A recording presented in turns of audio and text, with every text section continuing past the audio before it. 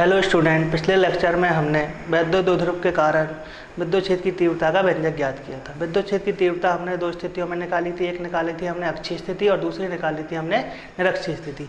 अब हम देखेंगे किसी भी विद्युत द्विध्रुव को अगर हम एक समान विद्युत क्षेत्र में रखते हैं तो उस पर लगने वाले बल का आघूर्ण क्या होगा। आइए देखते हैं। ये हमारे पास एक विद्युत द्विध्रुव है, ये भी एक विद्युत द्विध्रुव है। विद्युत द्विध्रुव का मतलब ये होता है कि एक अल्प दूरी पर दो आवेश स्थित हों, दो आवेश और विपरीत प्रकृति के आवेश, धनावेश और ऋणावेश। जब भी किसी विद्युत द्विध्रुव को एक समान विद्युत क्षेत्र में रखा जाता है तो उस पर बलयुग्म का आघूर्ण या प्रत्यानयन बलयुग्म कार्य करता है।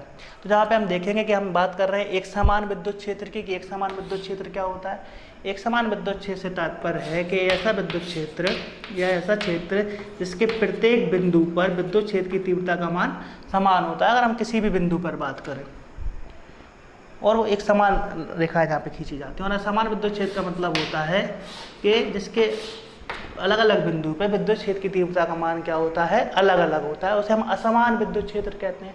तो जब ऐसी विद्युत क्षेत्र की बात करना है जिसके प्रत्येक बिंदु पे विद्युत क्षेत्र की तीव्रता का मान क्या है, एक समान है, इसलिए इसको कह रहे हैं हम एक समान विद्युत क्षेत्र। आइए हम देखते हैं। हमने एक विद्युत द्विध्रुव लिया है ए बी, इसे हमने एक समान विद्युत क्षेत्र में क्या है रखा है। अब इस पे लगने वाला बल का आघूर्ण क्या होगा। सबसे पहले हम देखते हैं कि दोनों आवेश जो हैं वो विपरीत प्रकृति के हैं। विपरीत प्रकृति के आवेश है तो इन पर लगने वाला जो बल होगा वो भी विपरीत दिशा में लगेगा। सबसे पहले हम देखते हैं कि धनावेश पे क्या बल लग रहा है। धनावेश पे जो बल लग रहा है QE, वो विद्युत क्षेत्र की दिशा में लग रहा है, और ऋणावेश पे जो बल लग रहा है QE, वो विद्युत क्षेत्र की विपरीत दिशा में लगेगा। धनावेश पे लगने वाले बल की दिशा ही जो होती है, एकांक धनावेश पे लगने वाले बल की दिशा ही जो होती है वो हमारे विद्युत क्षेत्र की दिशा होती है, पढ़ चुके हैं हम पहले। अब जहाँ पे हम देखते हैं कि QE क्यों लिखा हमने देखा था कि E बराबर हमारे पास विद्युत क्षेत्र की तीव्रता हमने देखी थी, उसमें E बराबर होता था F/Q0। Q0 की जगह पे यहाँ पे क्या है Q, तो E बराबर क्या हो जाएगा F/Q। और अगर हम जहाँ पे बल का मान निकालेंगे तो क्या हो जाएगा QE हो जाएगा। तो एक धनावेश पे लगने वाला बल क्या लिख दिया हमने QE, और ऋणावेश पे लगने वाला भी क्या लिख दिया QE। दोनों आवेश जो है समान परिमाण के हैं, भले से ही विपरीत प्रकृति के हैं। द्विध्रुव के दोनों आवेश जो होते हैं उनका परिमाण जो होता है वो बराबर होता है ना। अब आगे देखते हैं हम। जहाँ पे ये जो बल है, ये दोनों बल क्या करते हैं, क्योंकि ये विपरीत दिशा में लग रहे हैं तो जो विद्युत द्विध्रुव को घुमाकर इस तरीके से अगर इस पर बल लगेंगे तो जो विद्युत द्विध्रुव को घुमाकर क्या करेंगे, विद्युत क्षेत्र के समांतर लाने का प्रयास करते हैं। हम देख लेते हैं ऐसा, अगर एक बल इसको यहाँ खींच रहा है और एक बल अगर इसको यहाँ खींच रहा है, या एक बल अंदर की तरफ खींच रहा है या बाहर की तरफ खींच रहा है, तो ये घुमाकर क्या करेगा, द्विध्रुव को विद्युत क्षेत्र के समांतर पैरेलल लाने की कोशिश करेगा, है ना। इसी प्रक्रिया में ये बलयुग्म का निर्माण करते हैं। बलयुग्म का मतलब जो विपरीत बल समान परिमाण के बल विपरीत दिशा में कार्यरत होते हैं तो वो बलयुग्म का निर्माण करते हैं। अब हमने देखा था 11वीं क्लास में बलयुग्म के आघूर्ण का सूत्र क्या होता था। बलयुग्म का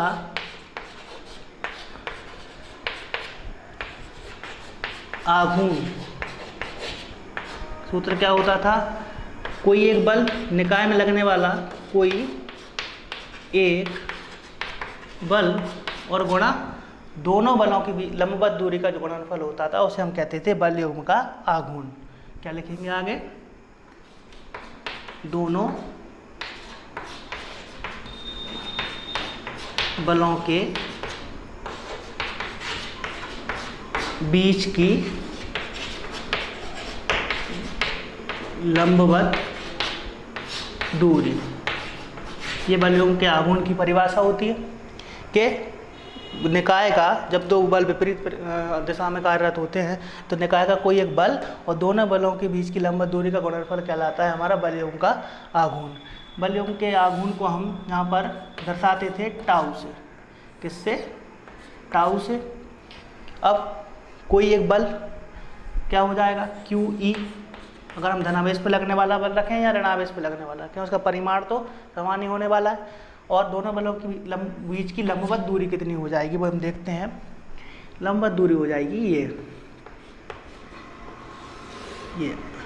जो 90 का कोण बन रहा है ये दोनों बलों के बीच की लंबवत दूरी है। इसको हम नाम दे दे रहे हैं, यहाँ पे बिंदु हमने बी माना हुआ है, यहाँ पर हम इसको मान ले रहे हैं सी। तो ये हो जाएगी हमारी बी सी। अब हम देखेंगे, इसको हम दे देंगे समीकरण 1। अब हम लेंगे समकोण त्रिभुज, समकोण त्रिभुज ए बी सी में, समकोण त्रिभुज ए बी सी में हम लेंगे साइन थीटा से। साइन हम यहाँ पे ले रहे हैं क्योंकि हमें यहाँ पे लंबवत दूरी निकालना है, लंब निकालना है त्रिभुज का। तो हमारे पास साइन थीटा का फॉर्मूला होता है लंब बटे कर्ण। तो क्या हो जाएगा, साइन थीटा बराबर लंब हमारे पास कितना है बी सी, कर्ण कितना है ए बी। चित्र में देख पा रहे हैं लंब कितना है हमारे पास बी सी और कर्ण कितना है ए बी। तो हमारे पास ये कितना आ जाएगा, इसको लिख सकते हो बी सी बराबर ए बी साइन थीटा। चित्र में देखेंगे तो ए बी बराबर कितना है 2L है। तो हमारे पास क्या निकल कर आ जाएगा, बी सी बराबर 2L साइन थीटा। इसको दे देंगे समीकरण 2। अब समीकरण 1 और 2 को देखिए। समीकरण 1 में हम बी सी का मान रखेंगे समीकरण 2 से, समीकरण 2 से। तो हमारे पास क्या आ जाएगा, हम देखेंगे समीकरण 1 व 2 से। समीकरण 1 में समीकरण 2 से जब हम मान रखेंगे तो हमारे पास आएगा, देखना टाउ बराबर क्यू ई। तो ऐसे ही लिख दें, बी सी की जगह पे क्या लिखते हैं, बी सी की जगह पे हम लिखेंगे 2L साइन थीटा। क्या लिखेंगे 2L साइन थीटा। तो हमारे पास निकल कर क्या आएगा, देखें इसको हम लिख सकते हैं टाउ बराबर Q इंटू 2L ई साइन थीटा। जी हमने जमा के लिख लिया। तो हमारे पास ये क्या बन गया, ये वैद्युत द्विध्रुव आघूर्ण का सूत्र बन गया।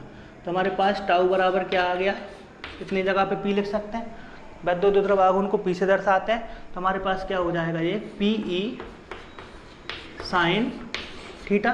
तो ये आ गया एक समान विद्युत क्षेत्र में वैद्युत द्विध्रुव को रखने पर उस पर लगने वाले वॉल्यूम का आघूर्ण का सूत्र। या इसका हम सदिश रूप अगर लिखेंगे तो हम इस तरीके से लिख सकते हैं टाउ बराबर P गुणा ई, ये इसका सदिश रूप है। ठीक है, देखिए हमारे पास सूत्र आया है टाउ बराबर पी साइन थीटा। ये एक समान विद्युत क्षेत्र में वैद्युत द्विध्रुव पर लगने वाले बलों के आघूर्ण का सूत्र है। अब इसमें हम 2 स्थितियां देखेंगे। पहले देखेंगे हम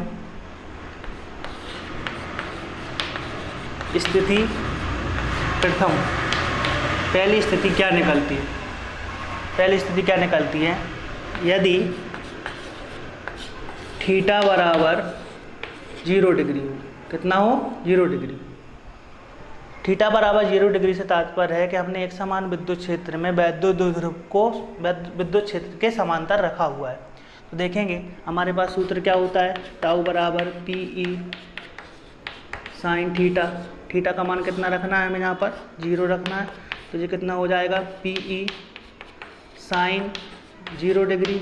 और साइन 0 डिग्री का मान कितना होता है, 0 होता है। कितना होता है, 0। तो हमारे पास क्या आ जाएगा, टाउ बराबर इतने की जगह पे अगर 0 रख दें तो पूरा 0। तो ये आ गया हमारे पास 0। ये स्थिति होती है न्यूनतम की। अगर किसी भी वैद्युत द्विध्रुव को एक समान विद्युत क्षेत्र में समांतर रखा जाता है, विद्युत क्षेत्र के समांतर रखा जाता है, तो उस स्थिति में उस पर लगने वाले वॉल्यूम का आघूर्ण जो होता है वह न्यूनतम होता है। याद रखिएगा। नेक्स्ट हमारे पास आएगी स्थिति सेकंड। दूसरी स्थिति अगर हम देखें, स्थिति सेकंड, ये क्या होगी, यदि थीटा बराबर 90 डिग्री। थीटा बराबर कितना हो, 90 डिग्री हो। इसका मतलब यह है कि हमने किसी वैद्युत द्विध्रुव को जो है विद्युत क्षेत्र में लंबवत रखा हुआ है। कैसा रखा हुआ है, लंबवत, यानी 90 डिग्री के कोण से रखा हुआ है। तो हमारे पास सूत्र क्या आ जाएगा, टाउ बराबर पी ई साइन थीटा, ये सूत्र होता है। और हमारे पास कितना आ जाएगा, टाउ बराबर पी ई साइन 90। अब साइन 90 का मान कितना होता है, ये तो सबको पता है, साइन 90 का मान होता है 1। तो हमारे पास टाउ बराबर कितना आ जाएगा, पी ई। इसका मतलब ये है कि अगर किसी भी विद्युत द्विध्रुव को अगर हम विद्युत क्षेत्र में लंबवत रखते हैं या 90 डिग्री के कोण से रखते हैं, तो इस स्थिति में उस पर लगने वाले वॉल्यूम के आघूर्ण का मान क्या होता है, अधिकतम होता है। क्या होता है, अधिकतम होता है। न्यूनतम कब होगा, जब उसे हम समांतर रखें, और अधिकतम कब होगा, जब हम उसे लंबवत रखते हैं। ठीक है, देखिए आप। तो इस लेक्चर में हमने देखा कि किसी भी विद्युत द्विध्रुव को अगर हम एक समान विद्युत क्षेत्र में रखते हैं तो उस पर किस प्रकार से वॉल्यूम का आघूर्ण लगता है। अपने नेक्स्ट लेक्चर में हम देखेंगे कि एक समान विद्युत क्षेत्र में रखे हुए विद्युत द्विध्रुव को घुमाने में किए गए कार्य और उस पर लगने वाली स्थितिज ऊर्जा क्या होगी। तब तक के लिए धन्यवाद।